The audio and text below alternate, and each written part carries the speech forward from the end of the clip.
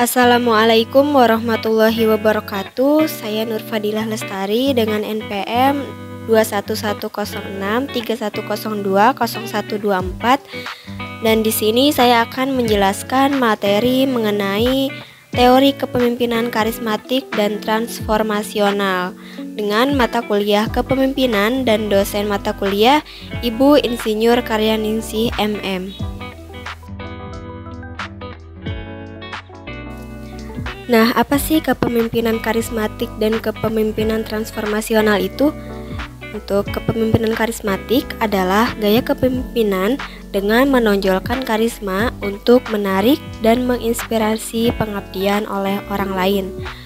Sedangkan kepemimpinan transformasional adalah gaya kepemimpinan dengan memotivasi dan memberdayakan orang-orang di bawahnya yang menjadi tanggung jawabnya untuk mewujudkan visi perusahaan.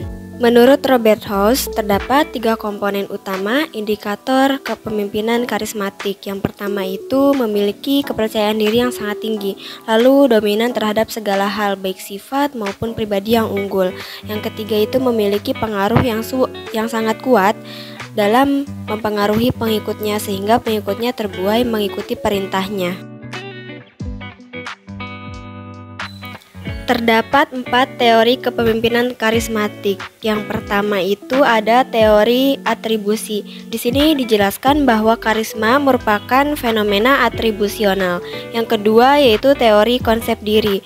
Ada 3 hal yang mendasari proses pengaruh, yaitu dari perilaku manusia, konsep diri, dan individu secara termotivasi secara intrinsik. Yang ketiga adalah teori konsep psikodinamika. Nah, proses psikodinamika ini terdapat 3 proses, yaitu yang pertama regresi atau perasaan dan perilaku manusia kembali pada masa awal yang lebih muda. Ada konsep pemindahan, yaitu perasaan figur penting di masa lalu digantikan figur di masa depan, dan proyeksi, yaitu proses atribusi perasaan dan dorongan yang tidak menyenangkan kepada orang lain dan mengalihkan rasa bersalah terhadap hal-hal tertentu. Dan yang keempat adalah teori penyebaran sosial dan karisma. Di sini pengikut itu saling mempengaruhi satu sama lain di sebaran sosial. Nah, untuk selanjutnya di sini ada ciri-ciri kepemimpinan karismatik. Yang pertama itu ada visioner. Jadi pemimpin ini merencanakan masa depan. Lalu ada kreatif. Jadi pemimpin dapat menerima tantangan sebagai peluang. Selanjutnya ada memiliki kepribadian yang kuat, lalu ada memiliki kerendahan hati, berani mengambil resiko, bisa menjadi komunikator yang baik, lalu bisa menjadi self-monitoring, bisa menjadi agen perubahan, dan pantang menyerah. Kepemimpinan karismatik ini ada konsekuensi negatif dan positifnya. Untuk konsekuensi negatif yaitu mengagumi pemimpin dapat mengurangi pendapat atau saran yang baik dari pengikut. Lalu kepercayaan diri yang berlebihan dapat membutakan pemimpin dari bahaya yang nyata.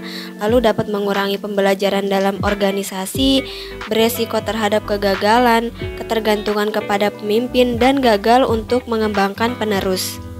Selanjutnya untuk konsekuensi positifnya yaitu pengikut dapat mengalami pertumbuhan psikologis dan pengembangan kemampuan. Selanjutnya pemimpin karismatik biasanya membangun budaya berorientasi pada prestasi, dan organisasi juga memiliki kejelasan visi dan misi. Materi selanjutnya yaitu mengenai teori kepemimpinan transformasional. Di sini menurut Bernard Bass, pemimpin itu memotivasi pengikut dengan cara yaitu membuat mereka menyadari pentingnya hasil tugas, lalu membujuk mereka melebihi kepentingan pribadi demi kepentingan organisasi, dan yang terakhir mengaktifkan kebutuhan mereka pada tingkat yang lebih tinggi. Selanjutnya ada 4 komponen kepemimpinan transformasional. Yang pertama itu idealis influence, yaitu menjadi panutan bagi para pengikut. Selanjutnya inspirational motivation, yaitu memotivasi dan menginspirasi. Yang ketiga intellectual stimulation, yaitu menstimulus pengikut untuk menjadi inovatif dan kreatif. Dan yang terakhir individualis consideration, yaitu menjadi pelatih atau mentor bagi pengikut. Adapun ciri atau karakteristik dari kepemimpinan transformasional, yaitu yang pertama terbuka dengan ide-ide baru, lalu fokus mengubah mindset, lalu lebih aktif mendengar daripada berbicara, lebih toleran terhadap resiko, dan memiliki kemampuan beradaptasi. Nah, dalam kepemimpinan transformasional tentunya ada kelebihan dan ada kekurangannya dari model kepemimpinan ini. Untuk kelebihan dari kepemimpinan transformasional yaitu yang pertama dapat memberikan pengaruh yang ideal, lalu bisa selalu mendukung karyawannya, bisa memberikan motivasi, inspirasi, dan juga mendorong karyawannya untuk selalu berpikir out of the box dan bisa berani mengambil risiko. Untuk kekurangannya sendiri yaitu kepemimpinan transformasional ini tidak dapat berjalan optimal pada organisasi yang tidak memiliki struktur, lalu tidak cocok dijalankan pada organisasi atau tim yang bersifat sementara, lalu tidak cocok dalam bisnis yang baru, dan lingkungan kerja yang terlalu birokratis juga tidak cocok dengan kepemimpinan gaya ini. Untuk selanjutnya ada prinsip-prinsip dari kepemimpinan transformasional. Yang pertama itu simplifikasi atau dapat mengungkapkan visi dengan jelas. Yang kedua, memberikan motivasi kepada para pengikutnya, lalu memfasilitasi pembelajaran di dalam organisasi. Selanjutnya, mengerahkan semua sumber daya yang ada. Selanjutnya, selalu siap belajar hal-hal apapun yang terdapat dalam organisasi. Selanjutnya, tekad yang bulat untuk selalu sampai pada akhir. Persamaan dari kepemimpinan karismatik dan transformasional yaitu keduanya ini sama-sama menarik dan memotivasi bawahannya. Lalu keduanya sama-sama bisa memiliki keterampilan komunikasi yang kuat.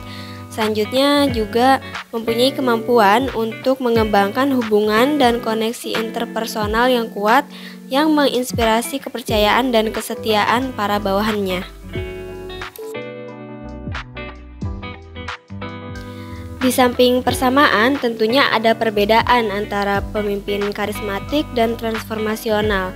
Perbedaan yang pertama yaitu kepemimpinan karismatik, pendekatannya mengekang dengan daya tarik, sedangkan kepemimpinan transformasional, pendekatannya dengan menciptakan perubahan-perubahan dalam organisasi.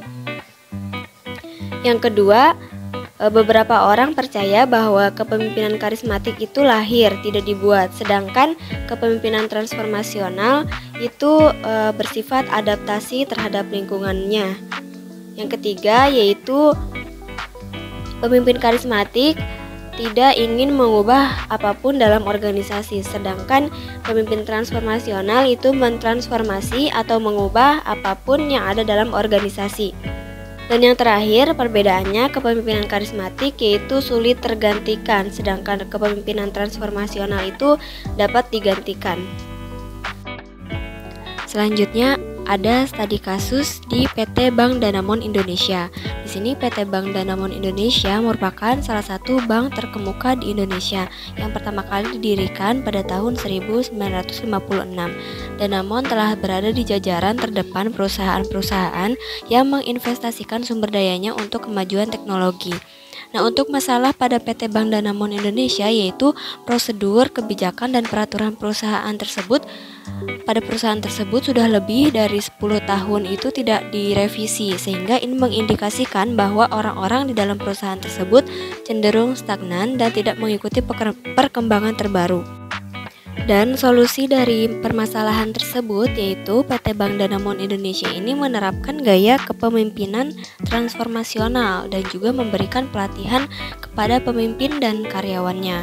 Untuk keterkaitan dengan teori yaitu berkaitan dengan teori kepemimpinan transformasional yang tepatnya berada di karakteristik kepemimpinan transformasional yaitu terbuka dengan ide baru dan dari fokusnya mentransformasi organisasi atau melakukan perubahan-perubahan dalam organisasi atau perusahaan tersebut.